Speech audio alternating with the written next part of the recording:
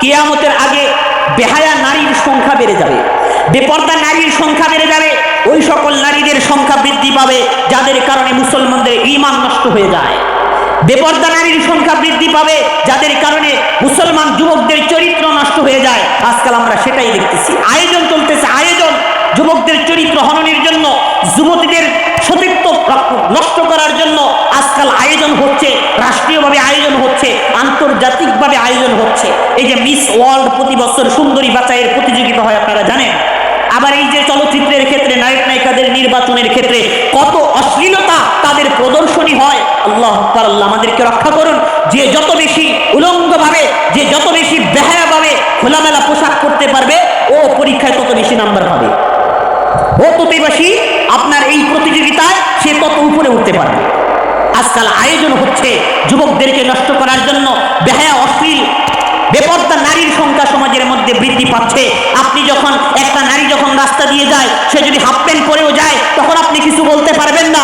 আপনি মুরব্বী, আপনি যদি বলেন এই তোমার কি লজ্জা শরম নাই, তোমার বাপ দাদারা নামাজ কালাম পড়তো, তুমি এরকম খোলামেলা পোশাকে হাঁটতেছো, তখন আপনার বিরুদ্ধে মামলা দিবে, আপনারা জেলখানায় পড়বে। আছে না এইরকম? খোলামেলা পোশাকের বিরুদ্ধে বলবেন, আপনার বিরুদ্ধে মামলা দিবে, রাষ্ট্রীয়ভাবে আপনার বিরুদ্ধে অবস্থান তৈরি হবে। আর যখন আপনার স্ত্রীকে, আপনার মেয়েকে, আপনার ভাতিজাকে, আপনার পাশের বাড়ির মেয়েকে যখন বলবেন মা তোমার বাপদাদারা তো ভালো ছিল, তুমি একটু পর্দায় চলো, তখন বলবে আরেকজনকে ধর্মীয় বিধান চাপিয়ে দেওয়া, তাকে হিজাবে বাধ্য করা, এটা অন্যায়, এটা বাক স্বাধীনতা হরণ করা, এটা স্বাধীনতার অধিকার রক্ষা করা নয়, এটা আরেকজনের অধিকার নষ্ট করা। এইভাবে আপনার বিরুদ্ধে মামলা দিবে। দেখেন না অনেক কলেজ ভার্সিটিগুলোতে দেখেন নাই, হিজাব পড়তেছে, হিজাব পড়া যাবে না, হিজাব নিষিদ্ধ। আর যখন হাফ প্যান্ট পরে আসে, তখন ওই কুলাঙ্গার, ওই শিক্ষিত নামদারি শয়তানেরা তখন একটা কথাও বলে না।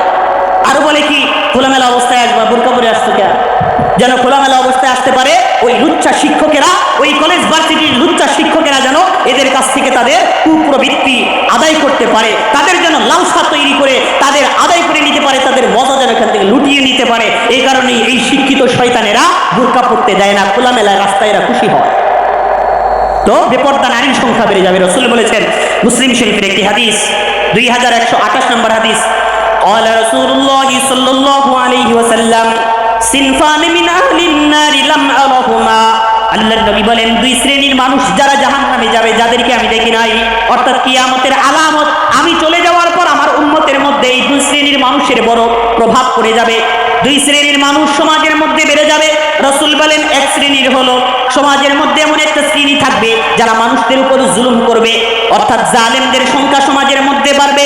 আজকাল আমরা দেখি মাজলুম ব্যক্তিকে সাহায্য করা, ন্যায়পরায়ণ ব্যক্তির অভাব, বরং জুলুমের সংখ্যা ধীরে ধীরে বাড়তেছে। আমার ভাই আমার উপর জুলুম করে, আমি আমার মা বাবার উপর জুলুম করি। সমাজের প্রত্যেকটি ক্ষেত্রে জালেমদের অভাব নাই, ভালো মানুষের বড় অভাব। রাসূল বলেছেন, এই শ্রেণীর মানুষ জাহান্নামে যাবে। দ্বিতীয় শ্রেণীর, ওয়ানিসাউন কাসিয়াতুন আরিয়াতুন মুমিলাতুন মাইলাত।